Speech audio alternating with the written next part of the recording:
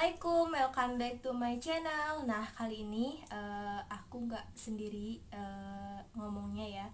Aku bakal ditemenin sama teman aku. Jadi kali ini kita mau bahas pengalaman kita atau sharing-sharing pengalaman kita yang pernah kita alamin gitu ya. Hal yang pernah kita alamin waktu kita ngekos di pas kita kuliah ya, sama yang di sini di tempat kerjaan kita gitu kan. Nah, kita mau bahas soal hal-hal yang pernah kita alamin di luar nalar. Nah, dan ini bukan rekayasa, tapi emang tapi emang kita pure ngalamin itu gitu. Nah, sebelum lanjut ke videonya, jangan lupa tekan tombol subscribe, like, and share ya. Makasih. Nah, oke teman-teman, kali ini aku udah sama teman aku. Ini aku udah berdua ya sama teman aku, jadi aku nggak sendiri. Kenalan dulu dong. Hai, saya Mita. Nah, ini teman aku Mita. Kita satu angkatan pas kuliah, bahkan satu kamar ya. Satu kamar pas kita ngekos di Wisma Dirgantara ya, yang deket itu apa sih? Deket kampus UIN. Nah, kita mau sharing. Oh iya, di kosan yang Cibiru Hilir juga dulu kita satu kamar. Nah, jadi kita mau sharing pengalaman kita pas kita ngekos bareng-bareng gitu, gimana sih gitu kan.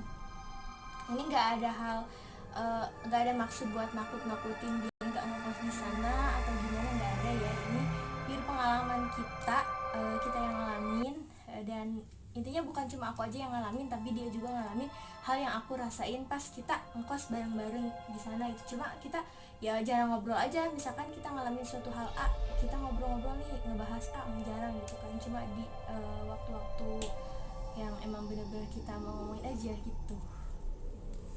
Nah, oke teman-teman, jadi waktu itu tahun 2015 sekitar 2 bulan 3 bulanan masuk kampus. Kita tuh, aku sama dia tuh ketemu tuh, dikenali sama teman aku Emai. Kebetulan dia mau cari kosan karena apa sih, kalau misalnya Dudag ya, dari Caringin ke Cibiru tuh jauh kan, nyita waktu, apalagi macet ya, macetnya sih yang jadi masalah. Nah, habis itu kita ngkos bareng. Nah, kita tapi emang kita beda jurusan, beda fakultas kan. Jadi kayak apa sih, jam kuliah tuh nggak beda gitu, jarang banget kita bareng, kayak pulang atau berangkat juga jarang banget bareng gitu. Nah, waktu itu aku pernah ngalamin dimana lagi nggak sehat ya, kurang sehat, aku muntah di kosan, aku demam, sakit perut juga.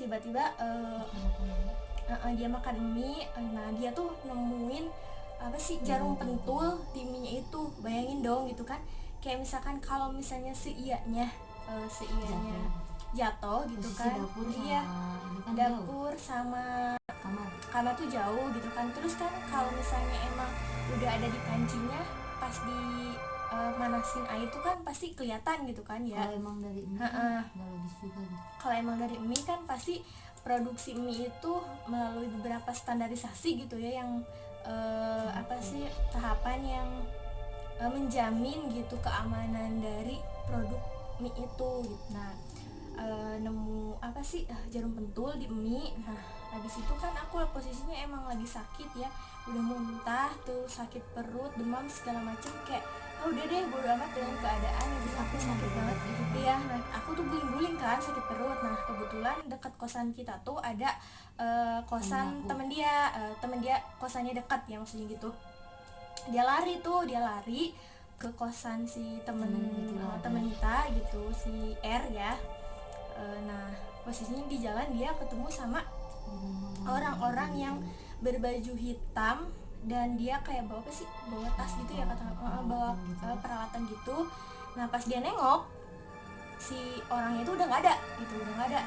Nah, pas udah gitu Ya kayak mikirnya itu halusinasi gitu, soalnya kan lagi panik gitu ya, capek gitu. Cuman gitu kan. di situ posisi ada bapak-bapak pada ngobrol juga gitu. Pas balik lagi, Pak tadi siapa gitu, nanya orang di sana. Terus bapak-bapak jawab gak ada siapa-siapa nih, dari tadi juga cuma bapak aja sama ibu gitu kan. Ada bapak-bapak sama ibu yang dekat warung di situ. Nah, abis gitu abis dia ngambil obat ya, obat itu buat aku silen ya. Emang tuh perut tuh agak redaan gitu. Nah ceritanya udah deh kita bisa tidur gitu ya, bisa istirahat. Nah pagi-paginya pas bangun sholat subuh atau apa ya gitu, di dinding tuh ada ini, Cap ada cap kayak bekas kaki sama bayi tangan. gitu, kaki balita sama tangan gitu. Nah posisinya kan kalau misalkan tangan kita gitu nggak mungkin, soalnya itu kayak tangan anak kecil. Dan emang sih di kosannya yang kita tempatin tuh ada anak kecil, tapi posisinya kan nggak serumah sama kita, dan nggak mungkin gitu tangan dia bisa ngejangkau dinding yang tinggi gitu. Posisinya dia kan berapa 3 tahunan gitu umurnya, kayak gitu teman-teman.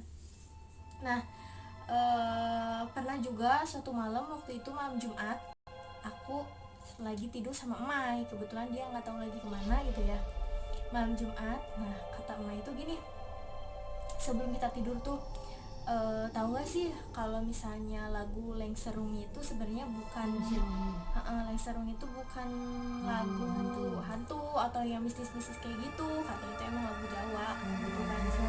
Gitu iya kata aku, karena aku emang nggak tahu gitu lagu itu, pernah dengar tapi emang nggak tahu seluk beluknya.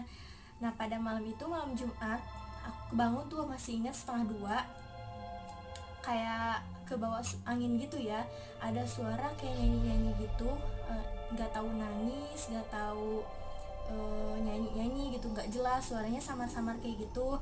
Terus aku nggak bilang ke siapa-siapa waktu itu, karena pas lihat Emai juga lagi tidur nyenyak gitu, nggak enak juga aku ngebangunin. Nah pas bangun lagi, pas bangun aku cerita lah sama Emai. Terus kata Emai, iya aku juga dengar, cuma posisinya ya nggak mau bangun, katanya takut cuma halusinasi, salah dengar atau apa gitu kata dia. Nah itu kejadian itu bukan sekali dua kali ya aku ngalamin. Nah lanjut,